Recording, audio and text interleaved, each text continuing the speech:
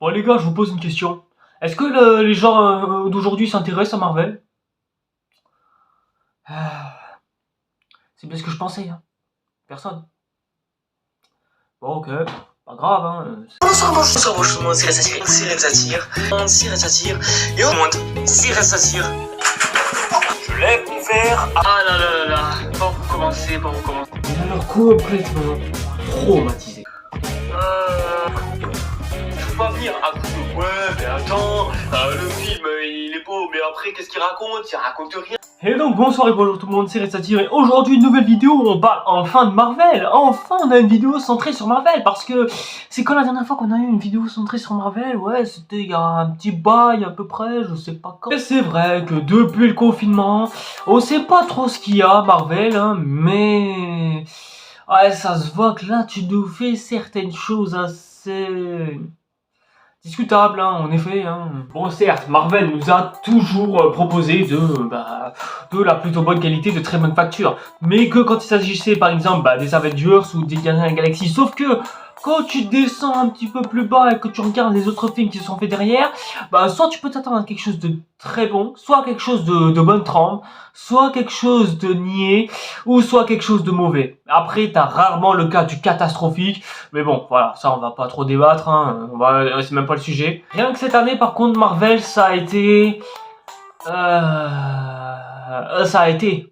Bon, pour ceux qui ne savent pas du tout où ils en sont, sachez que en ce qui concerne l'univers Marvel, on en est à la phase 5 de Marvel. Parce que sachant que Avengers Endgame, ça s'est terminé avec la phase 3. Bon, et puis de toute façon, tout le monde s'en fout, il y a plein de vidéos qui détaillent à ce sujet. La seule chose qu'il faut comprendre avec Marvel, c'est qu'en termes de diffusion de films et séries, on en est à la phase 5. Et cette phase, elle est censée introduire le nouveau ton donné par Marvel. À savoir qu'il faut savoir que la phase 4, c'était plus le post-endgame, hein, le post, tout ce qui s'est passé après, ce qui est arrivé à nos super-héros préférés, etc., etc.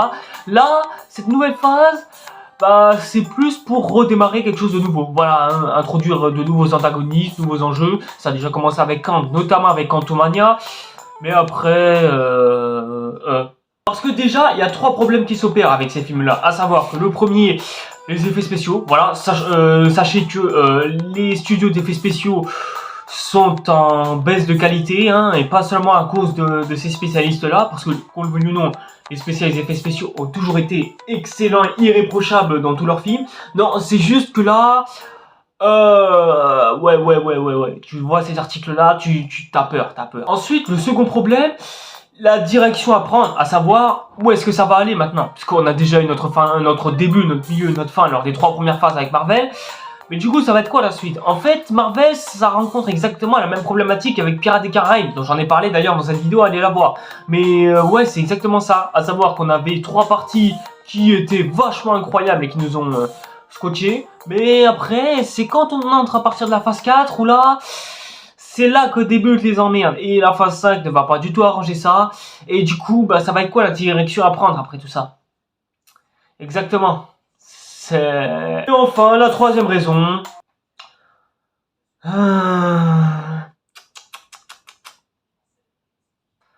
on n'en peut plus de Marvel. C'est-à-dire on a déjà saturé, on n'a plus envie de voir du Marvel. Quand un Marvel sortait, enfin surtout que Avengers était sorti, c'était tellement un phénomène que c'est comparable avec un Star Wars mais encore plus fort. Sauf que là d'un côté Star Wars, ouais on a tellement fait le tour qu'on va encore éplucher une orange qui est vide.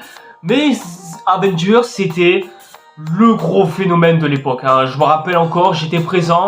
Ouais, à vivre, c'était quand même quelque chose. Hein. Dommage, je m'étais pas assez investi émotionnellement, mais vraiment, c'était quelque chose à vivre quand même. Faut savoir que c'était un phénomène qu'on avait attendu tous et tous depuis plus de 11 ans. Donc ouais, 11 ans d'investissement et 11 ans de film pour en arriver là.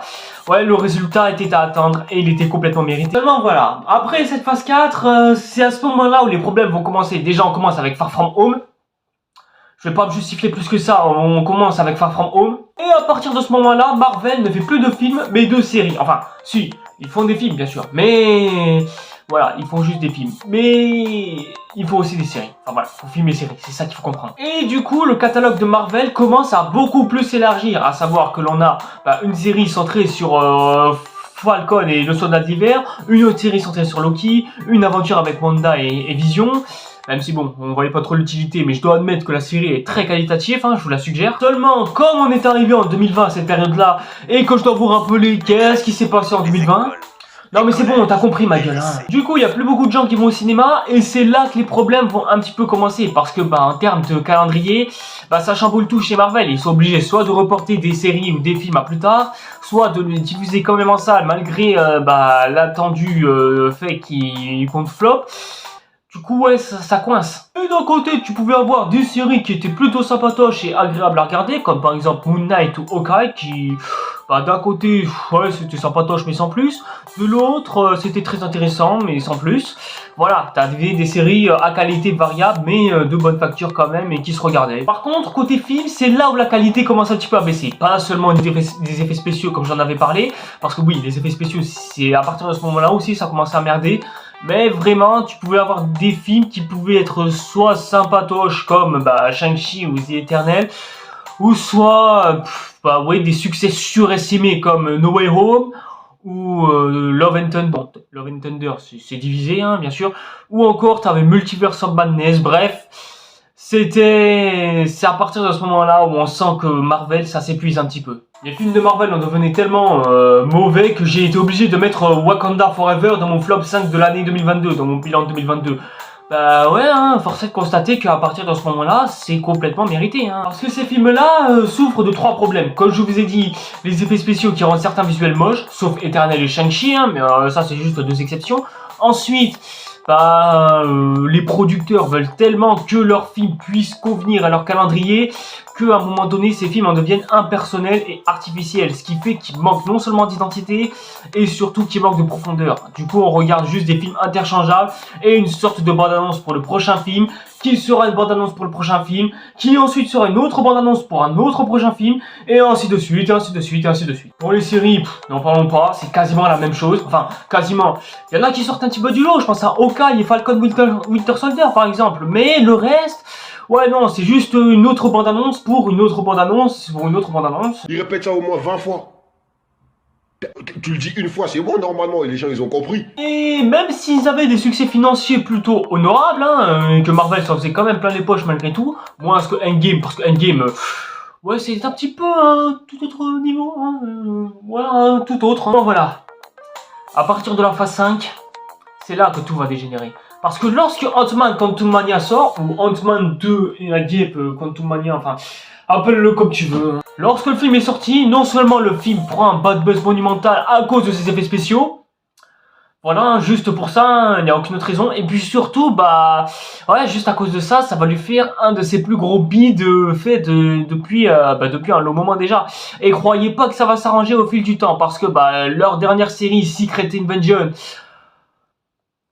Invasion, quoi, hein. Le seul film Marvel qui n'est pas vraiment floppé, enfin les 2 seuls qui n'ont pas vraiment floppé, on a Across the Spider-Verse parce que il fait pas partie de l'univers Marvel, hein. C'est un film complètement indépendant qui est juste la suite d'un film à succès de Sony Pictures. Et ensuite t'as Les Gardiens de la Galaxie 3 parce que au moins on a un artiste.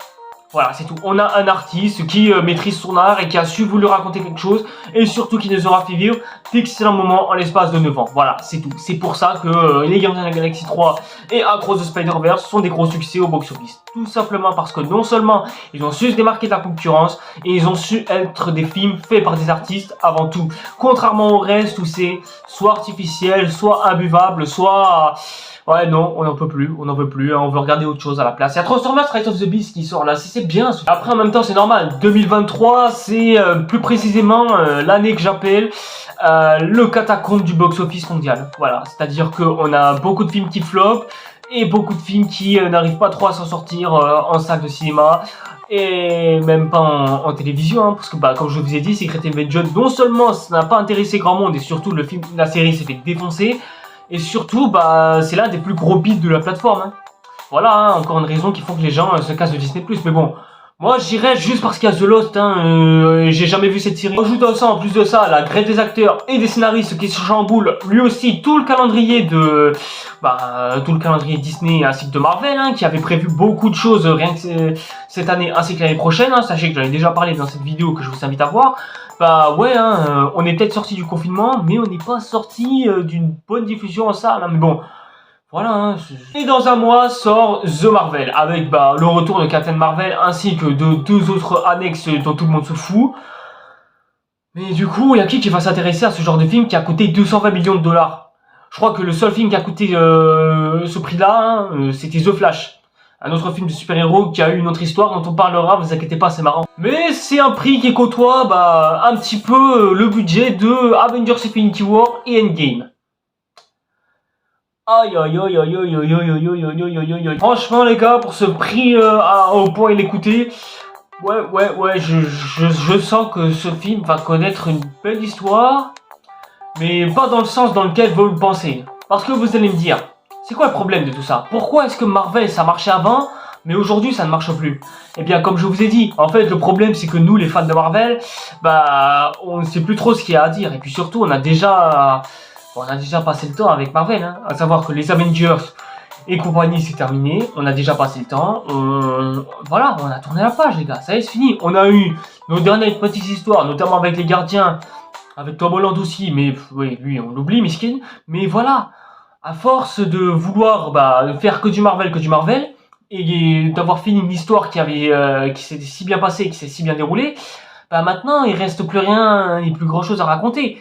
Tous les projets que j'ai cessé de vous citer au fil de cette vidéo, au final ça intéressait des gens, mais je crois qu'à partir de maintenant, Marvel sera plus du tout le même après tout ça, c'est fini. Même si certaines séries Marvel restent quand même divertissantes, faut pas oublier que les films, eux, à l'époque, eux aussi, ils étaient divertissants. Mais au final, il y en a soit qu'on a oublié, soit qu'on n'a pas trouvé si terrible que ça, soit les deux. Et rien que ceux qui sortent en ce moment, maintenant, on se rend compte que les fans, ils se sont déjà fait leur goût cinématographique et ils commencent vraiment à juger les films Marvel comme des films Marvel. Et se dire que Thor Love and Thunder est mauvais, ça en est une bonne raison. Déjà, bon, effets spéciaux, on va pas en parler, mais surtout, le scénario est con alors qu'il est sérieux à quelques moments donnés.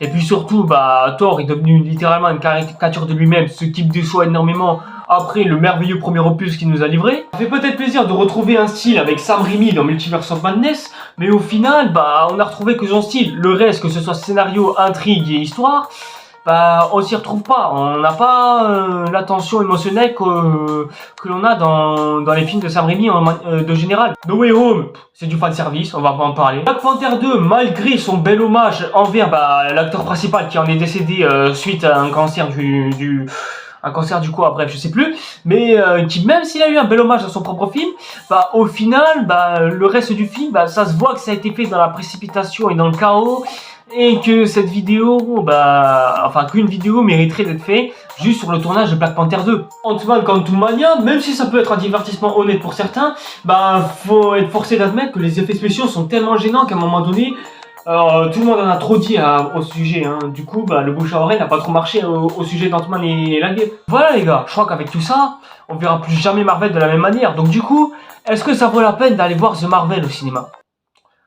Moi perso, je ne crois pas, hein. J'aurais préféré qu'on ait Dune à la même période. Mais bon, voilà, grève des scénaristes et des acteurs, t'as capté. En fait, le truc, c'est que l'on nous sert tellement la même chose, la même assiette, la même soupe, le même burger, qu'à un moment donné, les gens, ils en ont marre du McDo, ils en ont marre de manger Big Burger, Big Tasty et tout ça.